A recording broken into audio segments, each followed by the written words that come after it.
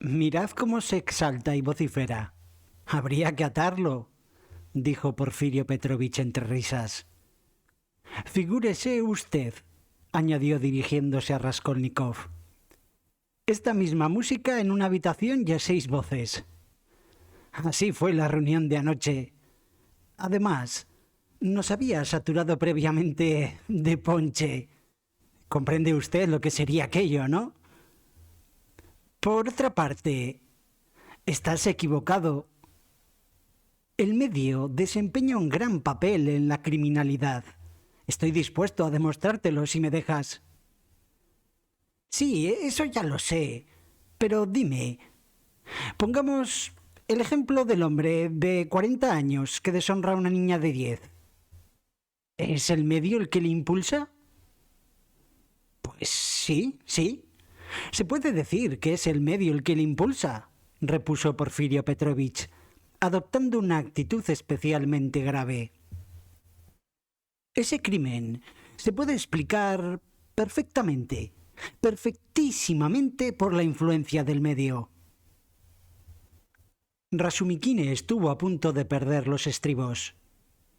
Yo también te puedo probar a ti que tus blancas pestañas son una consecuencia del hecho de que eres el campanario de Iván el Grande y que este mida 30 toesas de altura.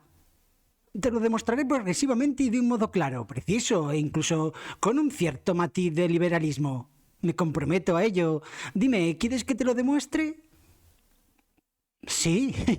Vamos a ver cómo te las compones. ¡Bah! Siempre con tus burlas, exclamó Rasumikine con un tono de desaliento. No vale la pena hablar contigo. Te advierto, Rodia, que todo esto lo hace expresamente. Tú todavía no le conoces, pero yo sí. Ayer solo expuso su parecer para mofarse de todos. ¿Y qué cosas dijo, señor? Y ellos, ¡ay, encantados de tenerlo en la reunión! Es capaz de estar haciendo este juego durante 2 semanas enteras. El año pasado nos aseguró que iba a ingresar en un convento y estuvo afirmándolo durante más de 2 meses. Últimamente se imaginó que iba a casarse y que todo estaba ya listo para la boda. Incluso se hizo un traje nuevo. Nosotros incluso empezamos a creerlo y a felicitarle. Y resultó que la novia no existía y que todo era pura invención. Estás equivocado. Primero me hice el traje. Y entonces se me ocurrió la idea de gastaros la broma. ¿De verdad es usted tan comediante?, preguntó con cierta indiferencia Raskolnikov. Le parece mentira, ¿verdad? Pues espere que con usted voy a hacer lo mismo. No. Le voy a decir la verdad. A propósito de todas esas historias de crímenes, de medios, de jovencitas, recuerdo bien un artículo de usted que me interesó y que me sigue interesando a día de hoy. Se titulaba, creo que El crimen, pero la verdad no estoy seguro. Me recreé leyéndolo en La Palabra periódica hace 2 meses. ¿Un artículo mío en La Palabra periódica?, exclamó Raskolnikov sorprendido. Ciertamente, yo escribí un artículo hace unos 6 meses, que fue cuando dejé la universidad. En él hablaba de un libro que acababa de aparecer, pero lo llevé a La Palabra hebdomadiaria y no a La Palabra periódica. Pues se publicó en La Palabra periódica. La Palabra hebdomadiaria dejó de aparecer a poco de haber entregado yo mi artículo y por eso no pudo publicarlo. Sí, pero al desaparecer, este seminario quedó fusionado con La Palabra periódica. Y ello explica que su artículo se haya publicado en este último periódico. ¿No estaba usted enterado de ello? En efecto, Raskolnikov no sabía nada de eso. Pues ha de cobrar su artículo. ¿Qué carácter tan extraordinario tiene usted? Vive tan aislado que no se entera de nada. Ni siquiera de las cosas que le interesan materialmente. Es increíble. Yo tampoco sabía nada, exclamó Rasumikine. Hoy mismo iré a la biblioteca a pedir ese periódico. ¿Dices que el artículo se publicó hace 2 meses? ¿En qué día? Bueno, no te preocupes, ya lo encontraré. Y no decir nada, esto es el colmo. ¿Y usted cómo se ha enterado de que el artículo era mío? Solo lo firmé con una inicial. Fue por casualidad. Conozco al redactor jefe. Le vi hace poco y, como su artículo me había interesado tanto, recuerdo que estudiaba en él el estado anímico del criminal mientras cometía el crimen. Sí, y ponía gran empeño en demostrar que el culpable, en esos momentos, es un enfermo. Es una tesis muy original. Pero, en verdad, no es esta parte de su artículo la que me interesó especialmente, sino una pequeña idea que deslizaba al final. Es lamentable que se limitara usted a indicarla vaga y someramente. Si usted tiene buena memoria, se acordará de que insinuaba usted que hay seres que pueden, mejor dicho, que tienen pleno derecho a cometer toda clase de actos criminales y a los que no puede aplicárseles la ley. ¿Lo recuerda? Raskolnikov sonrió ante esta pérfida interpretación de su pensamiento. ¿Cómo? ¿El derecho al crimen? ¿Y sin estar bajo la influencia irresistible del miedo? Preguntó Rasumikine, no sin un cierto terror. Sin esa influencia, respondió Porfirio Petrovich. No se trata de eso. En el artículo que comentamos, se divide a los hombres en 2 clases, los seres ordinarios y los seres extraordinarios. Los ordinarios han de vivir en la obediencia y no tienen derecho a faltar a las leyes, por el simple hecho de ser ordinarios. En cambio, los seres extraordinarios, los individuos extraordinarios, están autorizados a cometer toda clase de crímenes y a violar todas las leyes, sin más razón que la de ser extraordinarios. Es esto lo que usted decía, si no me equivoco. Es imposible que haya dicho eso, balbuceó Rasumikine. Raskolnikov volvió a sonreír. Había comprendido inmediatamente la intención de Porfirio y lo que éste pretendía hacerle decir. Y, recordando perfectamente lo que había dicho en su artículo, aceptó el reto. No es eso exactamente lo que dije, comenzó en un tono natural y modesto. Confieso, sin embargo, que ha captado usted mi modo de pensar, no ya aproximadamente, sino con bastante exactitud. Y al decir esto, parecía experimentar cierto placer. La inexactitud consiste en que yo no dije, como usted ha entendido, que los hombres extraordinarios están autorizados a cometer toda clase de actos criminales. Sin duda, un artículo que sostuviera semejante tesis no se habría podido publicar. Lo que yo insinué fue tan solo que el hombre extraordinario tiene el derecho, no el derecho legal, naturalmente, sino el derecho moral de permitir a su conciencia franquear ciertos obstáculos, en el caso de que así lo exija la realización de sus ideas, tal vez beneficiosas para toda la humanidad. Dice usted que esa parte de mi artículo adolece de falta de claridad. Pues se la voy a explicar lo mejor que pueda. Me parece que es esto lo que usted desea, ¿no? Pues bien, vamos a ello. En mi opinión, si los descubrimientos de Kepler y Newton, por una circunstancia o por otra, no hubieran podido llegar a la humanidad sino mediante el sacrificio de 100 o más vidas humanas que fueran un obstáculo para ello, Newton habría tenido el derecho, incluso el deber, me atrevo a decir, de sacrificar esas vidas a fin de facilitar la difusión de sus descubrimientos por todo el mundo. Esto no quiere decir, ni mucho menos, que Newton tuviera derecho a asesinar a quien se le antojara o a cometer toda clase de robos.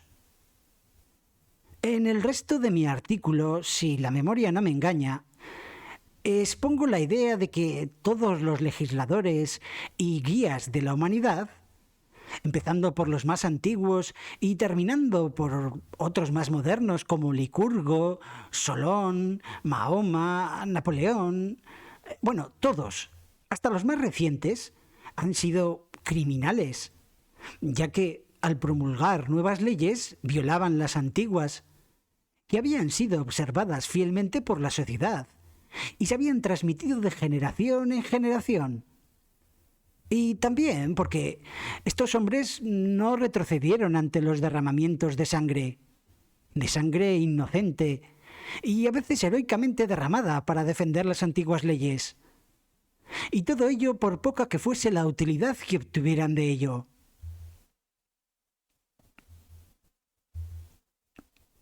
Incluso puede decirse que la mayoría de esos bienhechores y guías de la humanidad han hecho correr torrentes de sangre. Mi conclusión, en una palabra, es que no solo los grandes hombres, sino aquellos que se elevan, por poco que sea, por encima del nivel medio y que son capaces de decir algo nuevo, son por naturaleza, incluso inevitablemente, criminales, en un grado variable como es natural. Si no lo fueran, les sería muy difícil salir de la rutina. No quieren permanecer en ella y yo creo que no lo deben hacer. Ya ven ustedes que no he dicho nada nuevo. Todas estas ideas se han comentado 1000 veces de palabra y también por escrito. En cuanto a mi división de la humanidad en seres ordinarios y extraordinarios, admito que es un tanto arbitraria, pero no me obstino en defender la precisión de las cifras que doy. Simplemente me limito a creer que el fondo de mi pensamiento es justo. Mi opinión es que los hombres pueden dividirse en general y de acuerdo con el orden de la misma naturaleza en 2 categorías. Una inferior, la de los individuos ordinarios, es decir, el rebaño cuya única misión es reproducir seres semejantes a ellos, y la otra, la superior, la de los verdaderos hombres, que se complacen en dejar oír en su medio palabras nuevas. Naturalmente, las subdivisiones dentro de ellas son infinitas, pero los rasgos característicos de las 2 categorías son, a mi entender, bastante precisos. La primera categoría se compone de hombres conservadores, prudentes, que viven en la obediencia, porque, en el fondo, esta obediencia los encanta. Y a mí me parece que están obligados a obedecer, pues este es su papel en la vida, y ellos no ven nada humillante en desempeñarlo. En la segunda categoría, todos faltan a las leyes, o por lo menos todos tienden a violarlas por todos sus medios. Naturalmente, los crímenes cometidos por estos últimos son relativos y diversos. En la mayoría de los casos, estos hombres reclaman con distintas fórmulas la destrucción del orden establecido en provecho de un mundo mejor. Y, para conseguir el triunfo de sus ideas, pasan, si es preciso, por sobremontones de cadáveres y ríos de sangre. Y mi opinión es que pueden permitirse obrar así. Pero que quede esto muy claro. teniendo en cuenta la clase e importancia de sus ideas. Solo en este sentido hablo en mi artículo del derecho de esos hombres a cometer crímenes. Recuerden ustedes que nuestro punto de partida ha sido una cuestión jurídica. Buah. Por otra parte, no hay motivo para inquietarse demasiado. La masa no le reconoce nunca ese derecho y los decapita o los ahorca en términos generales, con lo que cumple del modo más radical su papel conservador, en el que se mantiene hasta el día en que las generaciones futuras de esta misma masa erigen estatuas a esos que han ajusticiado y crean un culto en torno de ellos. Todo dicho en términos generales.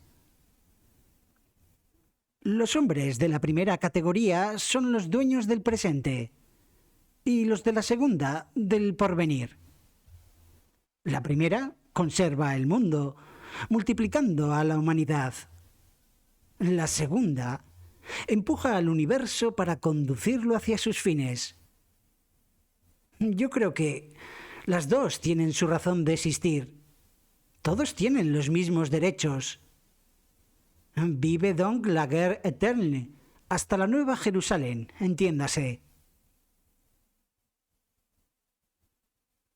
Entonces, ¿usted cree en la Nueva Jerusalén? Sí, respondió firmemente Raskolnikov, y pronunció estas palabras con la mirada fija en el suelo, de donde no la había apartado durante su largo discurso. ¿Y en Dios cree usted? Perdone si le parezco indiscreto. Sí, creo, claro, repuso Raskolnikov, levantando los ojos y fijándolos en Porfirio. ¿Y en la resurrección de Lázaro? Pues sí, claro que creo. ¿Por qué me hace usted estas preguntas? ¿Y cree usted sin reservas? Sin reservas. Bien, bien. La cosa no tiene ninguna importancia, simple curiosidad. Ahora, y perdone, permítame que vuelva a nuestro asunto. No siempre se ejecuta a esos criminales. Por el contrario, algunos, sí, conservan su vida triunfantes. Sí, esto le sucede a algunos y entonces son ellos los que ejecutan. Sí, siempre que sea necesario, que es el caso más frecuente. Desde luego, sus observaciones son muy sutiles. Muchas gracias. Pero dígame, ¿cómo distinguir a esos hombres extraordinarios de los otros? ¿Presentan alguna característica especial al nacer? Mi opinión es que en este punto hay que observar la más rigurosa exactitud y alcanzar una gran precisión en la distinción de los dos tipos de hombres.